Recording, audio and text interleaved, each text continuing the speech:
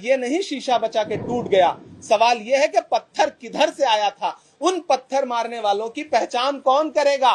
देश के प्रधानमंत्री जी से अनुरोध है कि आप जल्द से जल्द धर्मेंद्र प्रधान का इस्तीफा लीजिए, जांच करवाइए। एनटीए पूरी तरह से विफल साबित हुआ है, आप इसकी भी जांच करवाइए। और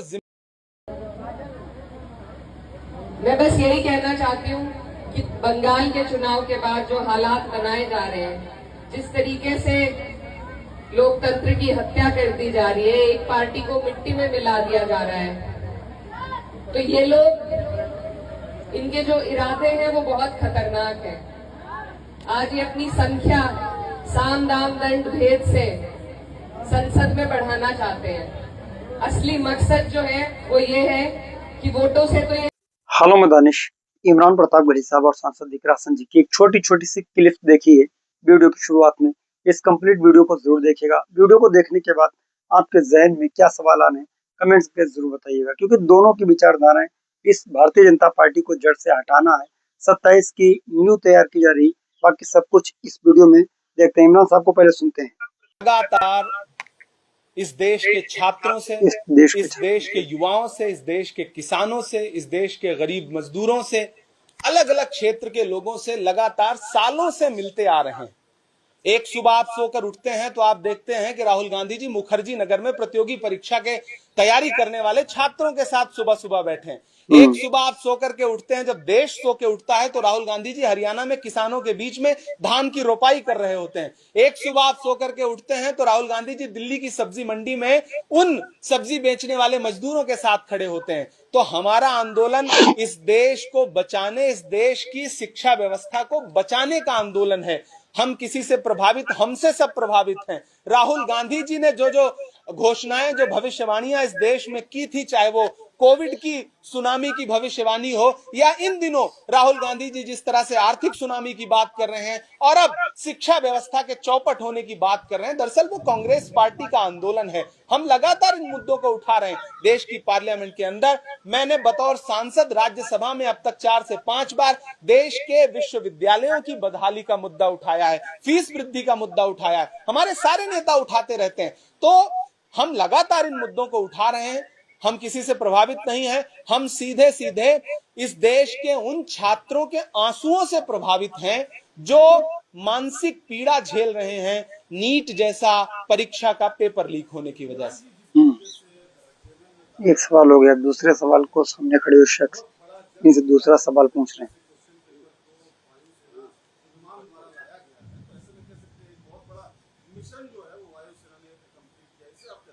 नहीं, बिल्कुल, वायुसेना तो हमेशा हर मिशन को जीतती है।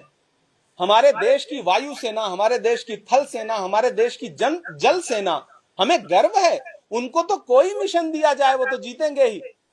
लेकिन मुझे सरकार से पूछना है कि आपको अगर एक परीक्षा का पेपर पहुंचाने के लिए वायुसेना की मदद लेनी पड़ रही है तो शिक्षा मंत्रालय को खत्म कर दीजिए, बर्खास्त कर दीजिए। शिक्षा मंत्री को विदिन ए मिनट हटा दीजिए। फिर उनकी जरूरत क्या है? मिलिट्री को दे दीजिए एग्जाम कराने की सारी प्रणाली, सारी प्रक्रिया। शिक्षा मंत्रालय का बजट किस लिए है? इतने सारे कर्मचारी और अधिकारी किस लिए बैठे हैं जब आप एक पेपर लीक नहीं रोक पा रहे हैं?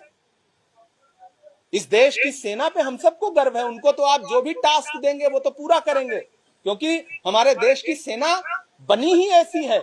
उनके जज्बे को हम सैल्यूट करते हैं। लेकिन क्या इस देश का कोई भी व्यक्ति धर्मेंद्र प्रधान के जज्बे को सैल्यूट करने को तैयार है?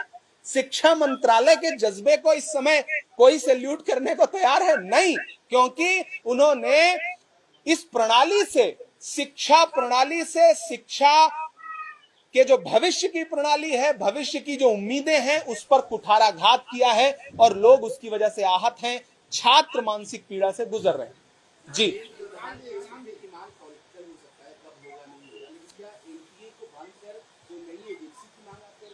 नहीं, देखिए, धर्मेंद्र प्रधान जी की मांग, इस्तीफे की मांग राजनीतिक कैसे हो गई? आखिर गुनहगारों को क्यों बचाया जा रहा है? पेपर लीक माफिया से धर्मेंद्र प्रधान जी का क्या गठजोड़ है? इसकी जांच क्यों नहीं हो रही है? इसमें राजनीति क्या है? हम नीट के 23 लाख बच्चों के पीड़ा को आवाज दे रहे हैं, इसमें राजनीति कहां है? और अगर ये राजनीति है तो ऐसी स्वस्थ राजनीति हम 100 बार करेंगे, क्यों नहीं करेंगे?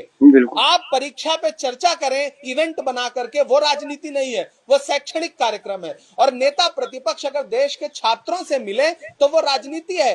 अगर इस देश के छात्रों का दर्द, इस देश के छात्रों के परिवारों का, उनके अभिभावकों का दर्द, कि जब हम सोते हैं तो हमें डर लगा रहता है। आप कोटा में एक माँ जो है, एक छात्रा की माँ नेता प्रतिपक्ष से संवाद करते हुए कहती है कि जब मैं सोती हूं तो मुझे डर लगा रहता है कि मेरी बच्ची आत्महत्या ना कर ले, इस दबाव में आकर के।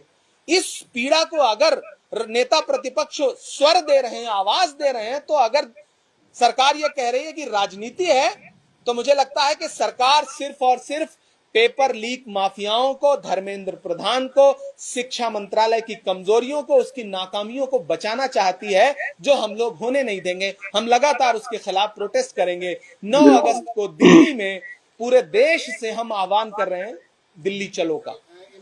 बिल्कुल। अगला सवाल।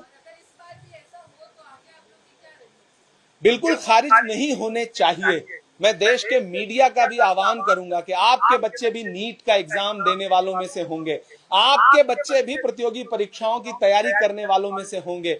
आप भी अपना दायित्व निभाइए और सवाल पूछिए, सिस्टम को कटघरे में खड़ा करिए, शिक्षा मंत्रालय को कटघरे में खड़ा करिए, शिक्षा मंत्री से सवाल पूछिए।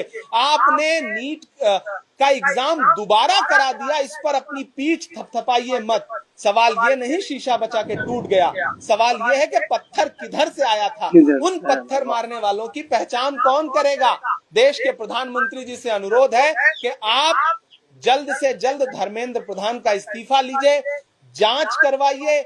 एनटीए पूरी तरह से विफल साबित हुआ है, आप इसकी भी जांच करवाइए और जिम्मेदारों की जवाबदेही तय करिए और उन पर कार्रवाई सुनिश्चित करिए। ये राजनीति नहीं है। अगर आपको लगता है कि ये राजनीति है तो ऐसे बच्चों के लिए, छात्रों के लिए राजनीति हर राजनीतिक दल को करनी चाहिए, कम से कम हम करेंगे।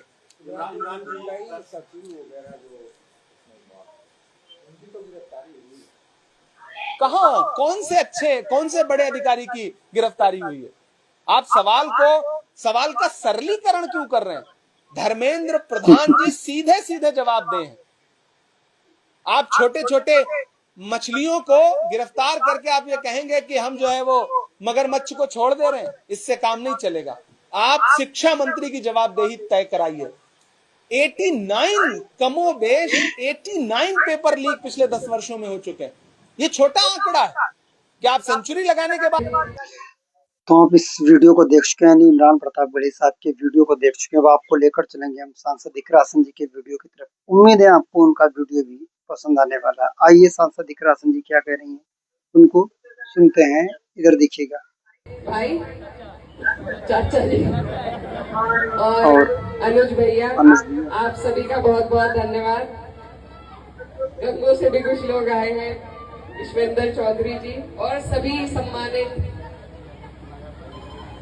मेरठ से आए मेहमान, नयाब भाई और सभी सम्मानित लोग जिनका नाम लिया, जिनका रह गया, मैं माफी चाहूंगी।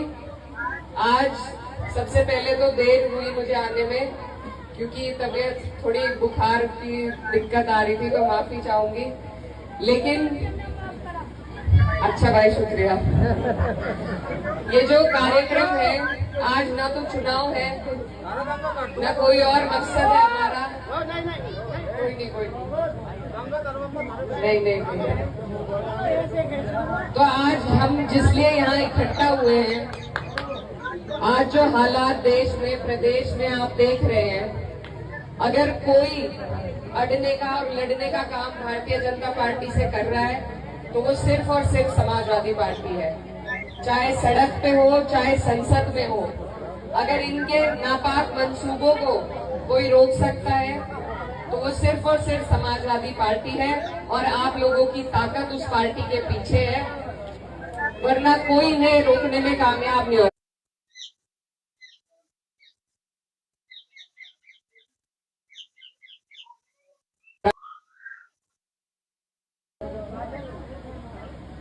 मैं बस यही कहना चाहती हूँ कि बंगाल के चुनाव के बाद जो हालात बनाए जा रहे हैं, जिस तरीके से लोकतंत्र की हत्या कर दी जा रही है, एक पार्टी को मिट्टी में मिला दिया जा रहा है, तो ये लोग, इनके जो इरादे हैं वो बहुत खतरनाक है।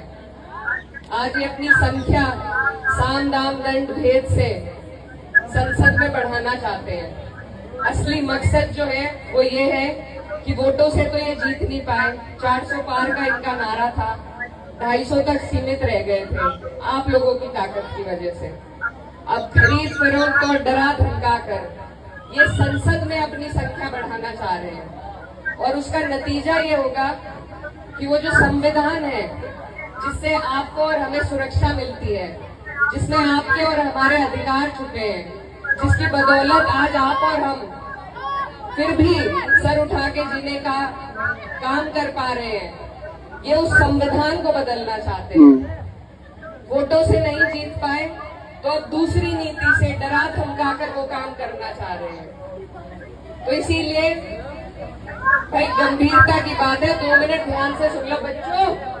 एजेंडा है वो समझने की जरूरत है कि ये उसी संविधान को बदलना चाहते हैं जहां से आपको और हमें इस देश में रहने का अधिकार मिल रहा है। SIR भी इसीलिए हुआ, और आगे क्या पता क्या क्या कानून लेके आने वाले हैं। आपको बस कागज ढूंढने पे लगाने का इनका पूरा एजेंडा है। कभी घरों के ढूंढेंगे हम कागज, कभी जमीनों के। तो ये जो ऐसे लोग हैं इनको हमें रोकना है, और रोकने के लिए एकजुट होना जरूरी है, और ये काम बहुत मुश्किल नहीं है। 2024 में आपने ये काम करके दिखाया। मुझे देश की सबसे बड़ी पंचायत में आप लोगों ने हिम्मत और हौसले के साथ भेजने का काम किया। मैं तहे दिल से उस बात का आपसे शुक्रिया अदा करती हूँ। तो जो काम आपने 24 में करा, वो काम आप तो इस कंप्लीट वीडियो को भी आप देख चुके हैं, यानी कि दोनों, यानी कि इमरान प्रताप गढ़ी साहब और सांसद इकरा हसन जी, दोनों सरकार के खिलाफ हैं, दोनों सरकार की नीतियों के खिलाफ हैं। एक तरफ इमरान प्रताप गढ़ी साहब एक कॉन्फ्रेंस को अटेंड करते हैं, उसमें धर्मेंद्र प्रधान जो शिक्षा मंत्री जी हमारे देश के, वो विद्यार्थियों का दर्द समझते हुए उन्होंने ये भी कहा अपने, जब सामने मीडिया कर्मी के कुछ साथियों ने सवाल किए कि वायुसेना से पेपर भेजे जाएंगे, कोई दिक्कत नहीं है, तो उन्होंने इस चीज का जवाब यही दिया कि नहीं, वायुसेना की क्या जरूरत पड़ी, शिक्षा मंत्री क्या इतने कमजोर हैं, अगर वो सब कुछ नहीं संभाल पाते हैं तो इस्तीफा क्यों नहीं देते हैं। मेरे देश के युवा परेशान है, छात्र परेशान है, नीट एग्जाम से लेकर के या बाकी और एग्जाम वायरल हो रहे हैं, लोगों के पेपर पहले पहुंच जा रहे हैं, लीक हो जा रहे हैं, और दूसरा जब एग्जाम री एग्जाम होता है तो उनका सेंटर विदेशों तक पहुंच जाता है। तो कुछ इस तरीके से सवाल खड़े किए हैं इमरान प्रताप गढ़ी साहब ने, और जायज सवाल हो इस्तीफा मांगना, जैसे काकरोच जनता पार्टी जंतर मंतर पर आज भी वहां पर सभी बैठे हुए हैं, लोग कह रहे हैं कि हम जब तक नहीं हटेंगे जब तक हम धर्मेंद्र प्रधान जी का इस्तीफा नहीं ले लेंगे। सांसद इकरा हसन जी ने अपने कहा है कि जिस तरीके से 2024 में हराया, उसी तरीके से उसी तर्ज पर 2027 में हम हराएंगे। हम सरकार की नीतियों के खिलाफ हैं, सरकार की मंशा बहुत खराब है, संविधान बदल देना चाहती है, सब कुछ सांसद इकरा हसन जी ने अपना एक गुस्सा जाहिर कर दिया अपने चाहने वालों के बीच में। तो आप इस वीडियो को अपने यार दोस्तों में शेयर करिएगा। इमरान लब ऑफिशियल चैनल को सब्सक्राइब करें। मिलता है किसी और वीडियो के साथ, दुआओं में तक। जय हिंद, अल्लाह हाफिज।